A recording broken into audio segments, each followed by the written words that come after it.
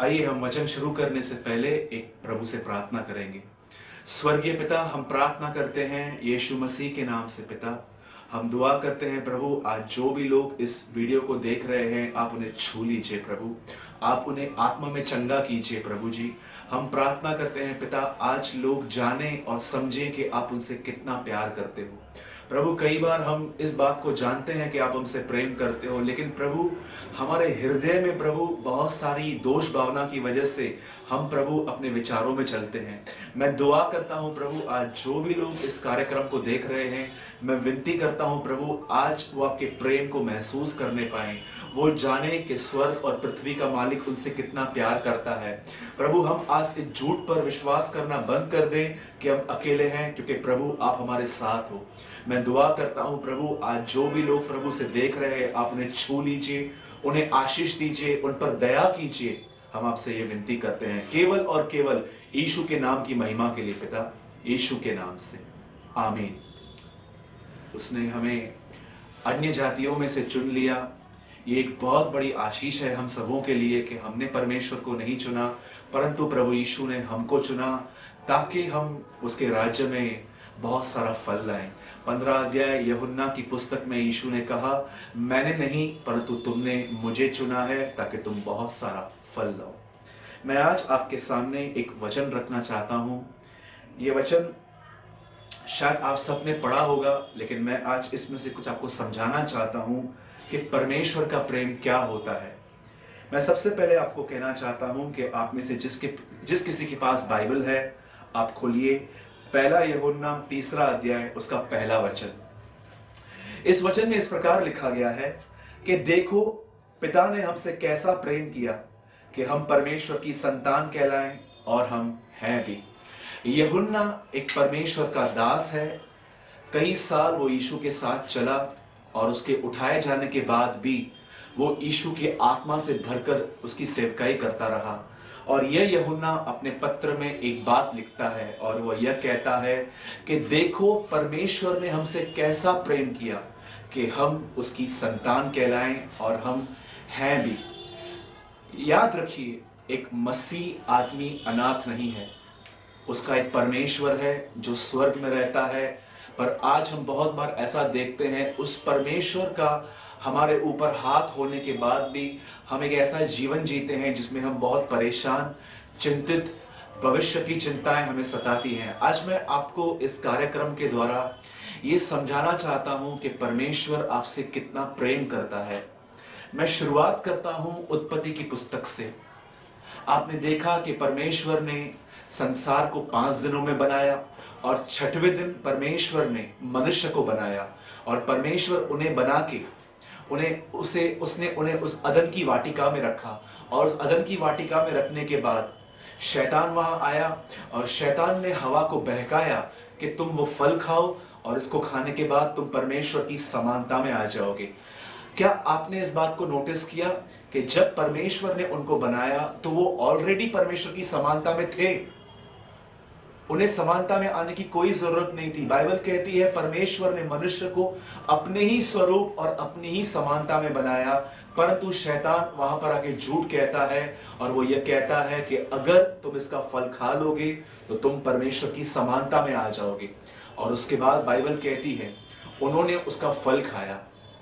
बहुत बार हम सिर्फ ये सोचते हैं कि आदम फल खाने की वजह से अदन की वाटिका से बाहर आ गया, पर मैं आज आपको इस वचन के द्वारा कुछ समझाना चाहता हूं, और वो ये है कि शैतान का उद्देश्य सिर्फ आदम और हवा को गिराना नहीं था। शैतान का उद्देश्य था कि परमेश्वर की पहचान की गड़बड़ी इनके मनों में डाली जाए। इसीलिए पौलुस कहता है कि मैं परमेश्वर की पहचान की उत्तमता के कारण हर चीज को कचरा समझता हूं। आज हम बहुत सारे मसीह लोग परमेश्वर को वैसे नहीं जान पाए हैं जैसे हमें उसे जानना चाहिए। हम कई बार ऐसे सोचते हैं कि परमेश्वर एक डिमांडिंग नेचर रखता है, वो हमेशा ही हमसे मांग करता है कि मुझे पवित्रता दो, मुझे ये दो, मुझे वो दो। और चाहे कुछ भी हो जाए, क्या भी हो जाए, हम परमेश्वर को वो सब कुछ नहीं दे सकते जो परमेश्वर हमसे मांगता है। शैतान का सिर्फ उद्देश्य उन्हें फल खिलाना नहीं था, शैतान का मुख्य उद्देश्य था कि वो जाने कि परमेश्वर चीजों को छुपाता है, परमेश्वर डिमांडिंग नेचर रखता है। उन्होंने उनके अंदर परमेश्वर की जो इमेज थी, परमेश्वर का जो चित्र था, वो बिगाड़ दिया। आज भी अगर हम किसी से कहते हैं कि परमेश्वर आपसे प्रेम करता है, तो कोई व्यक्ति हमें ना नहीं कहता। सब ये बात जानते हैं कि हां, परमेश्वर प्रेम करता है, लेकिन बहुत कम लोग हैं जो सचमुच इस बात पर भरोसा करते हैं कि परमेश्वर उन्हें हर सिचुएशन में प्यार करता है, चाहे वो किस भी दिशा में क्यों न है।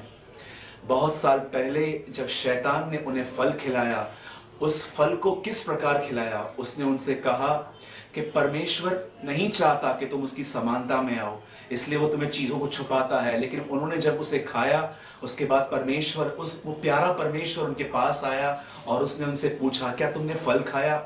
जब उसने पहली बार ये कहा कि आदम तू कहां है, मैं आपको बताना चाहता हूं कि परमेश्वर सब कुछ जानता था कि उन्होंने क्या किया, फिर भी परमेश्वर उन्हें एक मौका देने के लिए आया कि तुम कहां हो।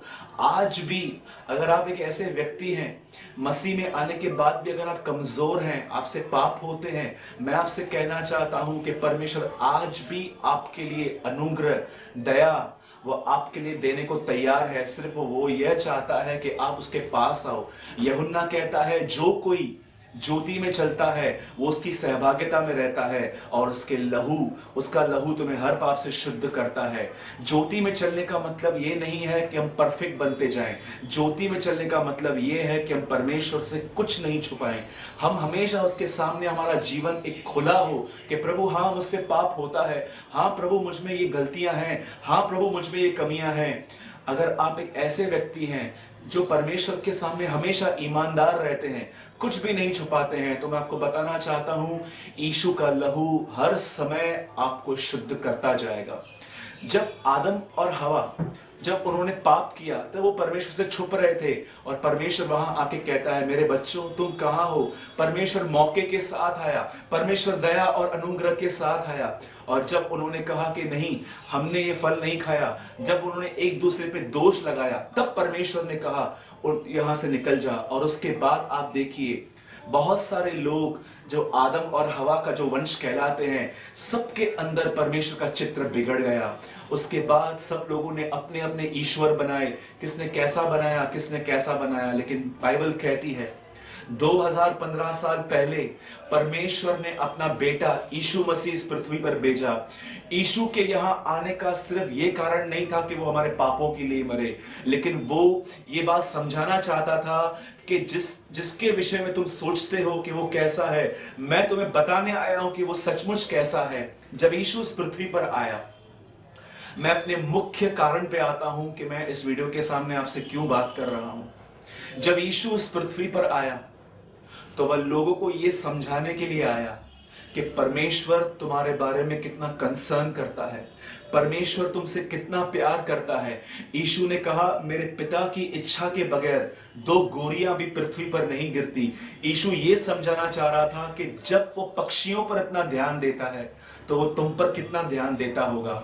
एक बार यीशु ने फरीसियों से कहा कि सबत के दिन अगर भेड़ या बकरी पानी में गिर जाए, तो क्या तुम उसे न निकालोगे? उसके बाद यीशु ने कहा, क्या मनुष्य का मूल्य क्या भेड़ से बढ़कर नहीं है? एक बार प्रभु यीशु एक जगह पर वचन का प्रचार कर रहे थे, और वचन का प्रचार करते करते बाइबल कहती है कुछ लोग एक झोले के मारे, जिस आदमी को एक लकवा लग चुका था, 4 लोग उसे ले आ रहे थे। और जब वो उसे ला रहे थे, तब बाइबल कहती है उन्हें अंदर जाने का स्थान नहीं मिला। तब उन्होंने यीशु के ऊपर एक छत थी, उसे खोल दिया और वो ऊपर से उसको नीचे ले आए, उस मरीज को, और उन्होंने यीशु के सामने उसे रखा। जैसे यीशु ने उसको देखा, वहां पर बाइबल कहती है यीशु ने कहा, हे मेरे पुत्र, तेरे पाप क्षमा हुए, अपनी खाट उठा और चल। इब्रानियों की पत्री में लिखा है, बाइबल कहती है, बगैर लहू बहाए पापों की क्षमा नहीं है। जब तक परमेश्वर के पुत्र का खून नहीं बहता, बाइबल कहती है किसी भी माफी नहीं है। पर आज मैं आपको एक रहस्य बताना चाहता हूं। अगर जब यीशु इस लकवे के रोगी से मिला, तो बाइबल कहती है अब तक वो क्रूस पे नहीं चढ़ा था, लेकिन उससे पहले उसने एक व्यक्ति को कहा, तेरे पाप क्षमा हुए। और बाइबल कहती है हाँ उसके पाप क्षमा हो गए, वह आदमी उठ के चलने लगा। अगर वो उठ के नहीं चलता तो शायद मैं डाउट करता कि यीशु सचमुच उसके पाप क्षमा हुए हैं कि नहीं हुए हैं, पर सचमुच वो आदमी चला, अपने घर पे चला गया। अब तक खून नहीं बहा था उसके, अब यीशु ने अपने शब्द से उसके अपराध क्षमा कर दिए थे। मैं आपसे ये सवाल करना चाहता हूं, जब यीशु के निकले गए शब्द से भी पाप क्षमा हो रहे थे, तो यीशु ने क्रूस पे चढ़ना और भी बेहतर क्यों समझा? क्यों वो क्रूस पे एक अपराधी के लिए मरा? इस रहस्य को जानिए। शब्दों से भी काम हो सकता था, फिर भी वो बलिदान हुआ। जब यीशु क्रूस पे था, जब यीशु उस लकवे के रोगी से मिला, तब उसने कहा, हे मेरे पुत्र, तेरे पाप क्षमा हुए। जब मैं इब्रानियों की पत्री पढ़ रहा था तो उसमें लिखा था, बगैर लहू बहाए अपराधों की क्षमा नहीं होती। जब मैं इस वचन को इस पैसेज से कनेक्ट कर रहा था तो मैंने प्रभु से एक सवाल पूछा, प्रभु जब आपने इसके अपराध क्षमा किए, उस समय आपका खून नहीं बहा था, तब तक आप क्रूस पे नहीं चढ़े थे, आपने इसके पाप कैसे क्षमा किए? अगर शब्दों से भी काम हो रहा था तो प्रभु क्या आपका क्रूस पे चढ़ना जरूरी था? मैं आपको ये बात समझाना चाहता हूं कि क्यों प्रभु यीशु हम जैसे लोगों के लिए क्रूस पे मरा। हम सब अपने अंदर परमेश्वर की एक इमेज रखते हैं। किसी को लगता है कि परमेश्वर थोड़ी थोड़ी बात पे गुस्सा होता है, किसी को लगता है कि परमेश्वर हमेशा डिमांडिंग नेचर रखता है, कोई ये सोचता है कि अगर मैं पाप में गिरा हूं तो परमेश्वर अब कभी मुझे नहीं उठाएगा। कुछ लोग अपने आप को तुच्छ जानते हैं। हम जब भी उनसे बात करते हैं, हम उन्हें कहते हैं कि आप धर्मी हो, लेकिन उनके अंदर एक ही विश्वास रहता है कि मैं धर्मी नहीं हूं, परंतु मैं पापी हूं। जब यीशु उस आदमी को ये कहता है, हे मेरे पुत्र, तेरे पाप क्षमा हुए, उठ और चल, जब पाप शब्दों से माफ हो रहे थे, फिर भी वो क्रूस पे क्यों मरा? वो ये बात समझाना चाहता था हमें कि देखो, मैं अपने शब्द से भी तुम्हारे पापों को माफ कर सकता था, पर फिर भी मैं तुम्हारे लिए एक श्रापित मौत मरा, एक अपराधी की मौत मरा। जब मैं वहां पर था, मेरे पिता ने मुझे त्याग दिया, लोग मुझे सता रहे थे, मेरे बदन से खून बह रहा था और मेरा सब कुछ चला गया था। मैंने तुम्हें पाने के लिए अपने आप को दे दिया। जब शब्द भी माफ कर रहा था, उसके बाद भी वो एक अपराधी के नाई इसीलिए मरा ताकि हमारे मन में परमेश्वर का एक नया चित्र आए कि वो हमसे कितना प्रेम करता है, वो हमारे बारे में कितना सोचता है, वो हमें कितना कंसर्न करता है। हो सकता है कि आप बहुत समय से बीमार हो। मैं आपको बताना चाहता हूं बीमारी क्यों आती है। हर बीमारी पाप की वजह से नहीं आती। बहुत सारी बीमारियां तब आती हैं जब आप अपने ऊपर दोष लगाते हो कि मैं घटिया इंसान हूं, मैं थर्ड क्लास इंसान हूं, मुझसे पाप हुआ है, मैं लायक नहीं हूं। बहुत सारे लोग कंडमनेशन की वजह से उन्होंने कलीसिया आना बंद कर दिया है, क्योंकि उन्हें ऐसा लगता है कि मैं वचन पे चल नहीं पाता तो मैं वचन सुनूं क्यों। मैं आपको आज इस वीडियो के माध्यम से कहना चाहता हूं, परमेश्वर आपसे प्रेम करता है, वो आपके अपराधों को माफ करना चाहता है, वो आपको फिर से उठाना चाहता है। बाइबल के अंदर ऐसे ऐसे लोग हैं, मूसा जिसने एक आदमी की हत्या की, उसके बाद भी परमेश्वर ने मिस्र से अपने बच्चों को छुड़ाने के लिए उसका इस्तेमाल किया। पतरस ने यीशु का 3 बार इनकार किया, उसके बाद भी बाइबल कहती है वो चेलों में से सबसे प्रथम गिना गया। पौलुस जो कलीसिया को सताता था, परमेश्वर ने उसे कलीसियाओं को बनाने के लिए इस्तेमाल किया। परमेश्वर बिगड़ी हुई चीजों को बनाने की सामर्थ्य रखता है। आज मैं आपसे एक बात कहना चाहता हूं, आप किस तरह परमेश्वर का प्रेम महसूस करते हैं? क्या आपको इस बात का अंदाजा है कि यीशु आपके अपराधों के लिए किस तरह मारा गया, किस तरह गाड़ा गया, किस तरह जी उठा? यीशु आपसे प्रेम करता है। आज यीशु आपको कहता है कि मेरे बच्चे, तुझे कोई अपने आप को कंडेम करने की जरूरत नहीं है, तुझे किसी भी बात की चिंता करने की जरूरत नहीं है, तुझे कभी अकेला फील करने की जरूरत नहीं है। मैं तेरे साथ हूं, मैं तुझसे प्यार करता हूं, मैं तेरी जरूरतों के बारे में पूरी तरह से जागृत हूं। तू सिर्फ एक कदम उठा, तू मेरे पास आ, तू मेरे करीब आ।